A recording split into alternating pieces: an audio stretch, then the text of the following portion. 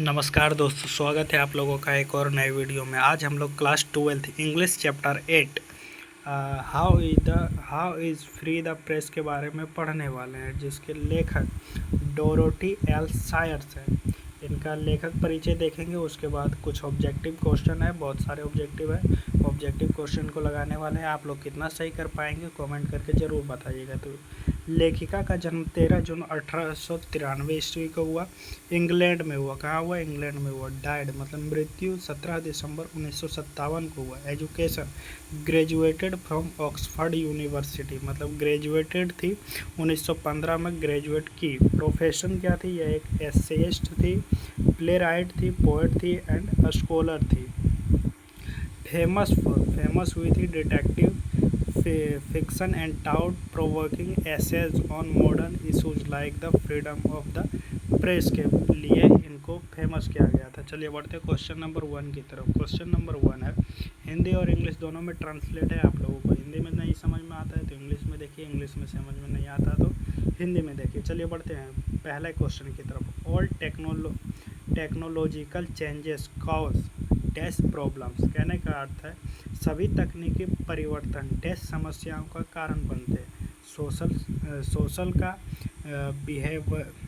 Behavioural का, personal का या नॉन ऑफ दिस का। तो ऑप्शन नंबर ए हो जाएगा राइट आंसर। सोशल यानी सामाजिक। सभी तकनीकी परिवर्तन सामाजिक समस्याओं का कारण बनते हैं। चलिए बढ़ते क्वेश्चन नंबर दूसरे की तरफ। क्वेश्चन नंबर दूसरा है, advertisers contribute the dash of the newspaper. कहने का अर्थ है विज्ञापन दाता समाचार पत्र के डैश में योगदान करते हैं। रिवेन्यू में, न्यूज़ में, गपशप में, गॉसिप्स में या नॉन ऑफ दिस में। तो ऑप्शन नंबर ए हो जाएगा राइट आंसर। जो एड चलता है न्यूज़ में उसको मतलब कि रिवेन्यू के लिए न्यूज़पेपर में डाला जाता है। चलिए बढ़ते क्वेश्चन नंबर थर्ड की तरफ। क्वेश्चन नंबर थर्ड है, Dorothy L Sayers was born in. कहाँ उनका जन्म हुआ? कब हुआ जन्म उनका? जन्म कब हुआ? 1863 में, 1873 में, 1883 में या 1893 में। तो ऑप्शन नंबर डी हो जाएगा राइट आंसर। जो लेखिका थी उनका जन्म 1893 ईस्वी को हुआ था। चलिए बढ़ते क्वेश्चन नंबर 4 की तरफ। क्वेश्चन नंबर 4 है, how free is the press is क्या है? एक प्रकार का भाषण है, एक किताब है, एक एस्से है या एक स्टोरी है। तो ऑप्शन नंबर सी हो जाएगा राइट आंसर। जो how free is the press है वो एक प्रकार का निबंध है। चलिए बढ़ते क्वेश्चन नंबर 5 की तरफ। क्वेश्चन नंबर 5 है, the second chief source of a newspapers revenue is. कहने का अर्थ है समाचार पत्र का राजस्व का दूसरा मुख्य स्रोत क्या है? डेप्ट है, डोनेशन है, वेल्थ और ऑनर है या गवर्नमेंट ग्रांट है। तो ऑप्शन नंबर सी हो जाएगा राइट आंसर।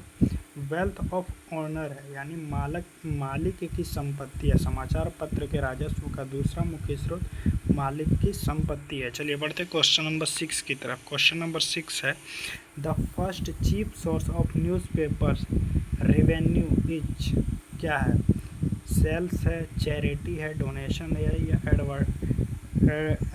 एडवर्टाइजमेंट है। तो ऑप्शन नंबर डी हो जाएगा राइट आंसर। जो विज्ञापन चलता है उसी से न्यूज़पेपर का रेवेन्यू होता है। चलिए बढ़ते क्वेश्चन नंबर 7 की तरफ। क्वेश्चन नंबर 7 है, press is dash under ordinary condition.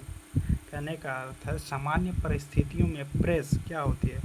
Free होती है, रेस्ट्रिक्टेड होती है, नो एयर होती है या नॉन ऑफ दिस होती है। तो ऑप्शन नंबर ए हो जाएगा राइट आंसर। सामान्य परिस्थिति में प्रेस स्वतंत्र होते हैं। चलिए बढ़ते क्वेश्चन नंबर 8 की तरफ। क्वेश्चन नंबर 8 है कि miss representation of facts is one of the dash of the press. कहने का अर्थ है तथ्यों का गलत चित्रण प्रेस के डैश में से एक है। क्या बोन्स में से है, सिंस में से है, फेम में से है या अवार्ड्स में है। तो ऑप्शन नंबर बी हो जाएगा राइट आंसर। जो तथ्यों का गलत चित्रण प्रेस के द्वारा किया जाता है वो एक प्रकार की पाप है। चलिए बढ़ते क्वेश्चन नंबर 9 की तरफ। क्वेश्चन नंबर 9 है, every newspaper is shackled to its own set of. कहने का अर्थ है प्रत्येक समाचार पत्र अपने स्वर्ण के डैश में से जकड़ा हुआ है। लैंडलॉर्ड्स का, ओवरलॉर्ड्स का, रीडर्स का या वर्कर्स का। तो ऑप्शन नंबर बी हो जाएगा राइट आंसर ओवरलोड्स का हो जाएगा। चलिए बढ़ते क्वेश्चन नंबर 10 की तरफ। क्वेश्चन नंबर 10 है freedom of press is restricted during dash, मतलब डैश के दौरान प्रेस की स्वतंत्रता प्रतिबंधित होती है, पीस, वॉर, फेस्टिवल्स या इलेक्शंस। तो ऑप्शन नंबर बी हो जाएगा राइट आंसर, यानी जब वॉर होती है के दौरान प्रेस की स्वतंत्रता प्रतिबंधित होती है। चलिए बढ़ते क्वेश्चन नंबर 11 की तरफ। Question number 11 who is the master of the state, मतलब राज्य का स्वामी कौन है। द काउंसिल है, द पीपल है, द पार्लियामेंट है, द लीडर है। तो आप लोग जानते हो कि राज्य का स्वामी कौन है, जनता है, द पीपल है। चलिए बढ़ते क्वेश्चन नंबर 12 की तरफ। क्वेश्चन नंबर 12 है Dorothy becomes first women to graduate from Oxford in, मतलब डोरोथी डैश में ऑक्सफोर्ड से स्नातक पास करने वाली पहली महिला बनी। कब बनी? 1915 में बनी, 1916 में बनी, 1917 में बनी या 1918 में बनी। तो ऑप्शन नंबर ए हो जाएगा राइट आंसर, जो ऑक्सफोर्ड से स्नातक करने वाली पहली महिला 1915 में डोरोथी बनी थी। चलिए बढ़ते क्वेश्चन नंबर 13 की तरफ। क्वेश्चन नंबर 13 है full freedom is restored only in times of, मतलब पूर्ण स्वतंत्रता केवल डैश के समय बहाल की जाती है, वॉर के समय, पीस के समय, डिजास्टर के समय या नॉन ऑफ दीज। तो ऑप्शन नंबर बी हो जाएगा राइट आंसर, यानी कि पूर्ण स्वतंत्रता केवल शांति के समय बहाल की जाती है। Full freedom is restored only in times of peace. चलिए बढ़ते क्वेश्चन नंबर 14 की तरफ। क्वेश्चन नंबर 14 है Dorothy L सायर्स died in, Dorothy L सायर्स की मृत्यु कब हुई थी? 1957 में, 1967 में, 1977 में या 1987 को। तो ऑप्शन नंबर ए हो जाएगा राइट आंसर, 1957 में डोरोथी एल सायर्स की मृत्यु हुई थी। चलिए बढ़ते क्वेश्चन नंबर 15 की तरफ। क्वेश्चन नंबर 15 है प्रेस कैन मेक और ब्रेक, कहने का अर्थ है प्रेस डैश बना या बिगाड़ सकता है क्या? रिपुटेशन, मनी को, गैम्बलिंग को या लॉज को। तो ऑप्शन नंबर ए हो जाएगा right answer, press can make और ब्रेक रिपुटेशन, कहने का अर्थ है प्रेस प्रतिष्ठा को बना या बिगाड़ सकता है। चलिए बढ़ते क्वेश्चन नंबर 16 की तरफ। तो क्वेश्चन नंबर 16 है the editorial policy is controlled by, कहने का अर्थ है संपादकीय नीति किसके द्वारा नियंत्रित होते हैं? पब्लिक ओपिनियन के द्वारा, जो एडवर्टाइजर्स होता है उनके द्वारा या गवर्नमेंट के द्वारा या नन ऑफ दिस के द्वारा। तो जो एडवर्टाइज़र होता है उनके द्वारा इसको कंट्रोल किया जाता है, यानी संपादकीय नीति को किसके द्वारा नियंत्रित किया जाता है? तो विज्ञापन दाता के द्वारा। चलिए बढ़ते क्वेश्चन नंबर 17 की तरफ। क्वेश्चन नंबर 17 है freedom of press sustains the doctrine of, मतलब प्रेस की स्वतंत्रता देश के सिद्धांत को बनाए रखती है किसका?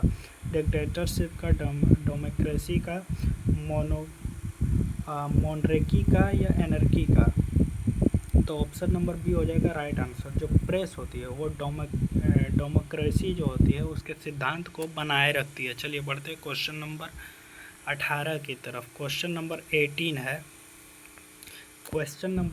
Every newspaper has a dash interest, कहने का अर्थ है कि प्रत्येक समाचार पत्र का एक हित होता है। कौन सा हित होता है? नेशनल का, सोशल का, पर्सनल का या ग्लोबल का। तो ऑप्शन नंबर सी हो जाएगा राइट आंसर, जो पर्सनल, कहने का अर्थ है प्रत्येक समाचार पत्र का एक व्यक्तिगत हित होता है। Every newspaper has a personal interest. चलिए बढ़ते हैं क्वेश्चन नंबर 19 की तरफ। क्वेश्चन नंबर 19 है a book rarely dares to criticise the dash, एक किताब शायद ही कभी डैश की आलोचना करने की हिम्मत करती है। ऑथर, पीपल, प्रेस या स्टेट। तो ऑप्शन नंबर सी हो जाएगा राइट आंसर, एक किताब शायद ही कभी प्रेस की आलोचना करने की हिम्मत करती है, मतलब a book rarely dares to criticise the press. चलिए बढ़ते हैं क्वेश्चन नंबर 20 की तरफ। क्वेश्चन नंबर 20 है Dorothy L Sayers was an dash writers, एक अमेरिकन राइटर थी, इंग्लिश राइटर थी, इंडियन राइटर थी या रशियन राइटर थी। तो ऑप्शन नंबर बी हो जाएगा राइट आंसर, जो डोरोथी एल्सायर थी, वो एक अंग्रेजी लेखिका थी। चलिए बढ़ते हैं क्वेश्चन नंबर 21 की तरफ। क्वेश्चन नंबर 21 है, big circulation depends heavily on, बड़ा प्रसार बिक्री भारी रूप से कहाँ पर निर्भर करता है? सेल्स पर, एडिटोरियल पर, एडवर्टाइजमेंट पर या लोन्स पर? तो ऑप्शन नंबर सी हो जाएगा राइट आंसर, एडवर्टाइजमेंट पर। एक बड़ा प्रसार बिक्री भारी रूप से विज्ञापन दाता पर निर्भर करता है। चलिए बढ़ते हैं क्वेश्चन नंबर 22 की तरफ। क्वेश्चन नंबर 22 है, false emphasis and garbling are dash, मतलब गलत जोर और तोड़ मरोड़ डैश है, exchange of press, benefits, accuracy या नॉन ऑफ दी? तो ऑप्शन नंबर ए हो जाएगा राइट आंसर, प्रेस की पाप। गलत जोर और तोड़ मरोड़ प्रेस की गलतियां हैं। चलिए बढ़ते हैं क्वेश्चन नंबर 23 की तरफ। क्वेश्चन नंबर 23 है, the essay is an extract from the author's, या निबंध लेखिका के किसका एक अंश है? एक बुक का, एक स्पीच का, एक पोएम का या शॉर्ट स्टोरी का? तो ऑप्शन नंबर ए हो जाएगा राइट आंसर, मतलब जो ये है how is free the press, जो है एक कहानी है, वो कहाँ से, मतलब कि एक किताब का अंश है। चलिए बढ़ते हैं क्वेश्चन नंबर 24 की तरफ। क्वेश्चन नंबर 24 है, डोरोथी एल्सायर वाज बोर्न इन, कब हुआ उनका जन्म? 1893 का, 1883 को, 1873 को या 1863 को? तो ऑप्शन नंबर ए हो जाएगा राइट आंसर, डोरोथी एल्सायर का जन्म 1893 ईस्वी को हुआ था। क्वेश्चन नंबर 25 है, a free and fair press is the watch dog of, एक स्वतंत्रता और निष्पक्ष प्रेस क्या का प्रहारी है? डिक्टेटरशिप का, मोनोर्की का या डेमोक्रेसी का या कम्युनिज्म का? तो ऑप्शन नंबर सी हो जाएगा राइट आंसर, एक स्वतंत्र और निष्पक्ष प्रेस लोकतंत्र का प्रहारी है। चलिए बढ़ते हैं क्वेश्चन नंबर 26 की तरफ। क्वेश्चन नंबर 26 है, who is master of the government, सरकार का स्वामी कौन है? प्राइम मिनिस्टर है, द पीपल है, प्रेसिडेंट है, मिनिस्टर है?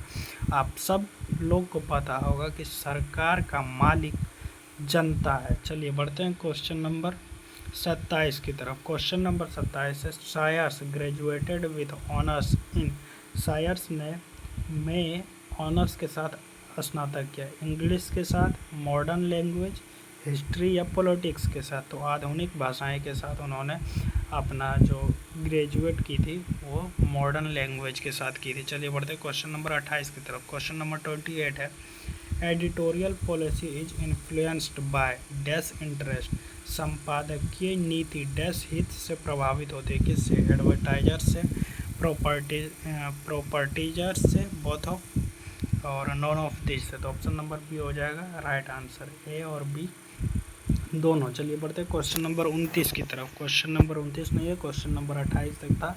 आप लोगों ने कितना सही किया कमेंट करके ज़रूर बताएं, और यहाँ तक देखने के लिए आप लोग का बहुत बहुत धन्यवाद। पढ़ते रहिए और बढ़ते रहिए। BSc class 12th English presentation. आप लोगों को वीडियो कैसा लगा? अगर आप लोगों को वीडियो अच्छा लगा तो वीडियो को लाइक और चैनल को सब्सक्राइब जरूर करें, और एक प्यारा सा कमेंट करें कि आप लोगों को किस तरह का वीडियो चाहिए, तो मैं उस तरह का वीडियो आप लोगों के लिए लाता रहूँगा। यहाँ तक देखने के लिए बहुत बहुत धन्यवाद।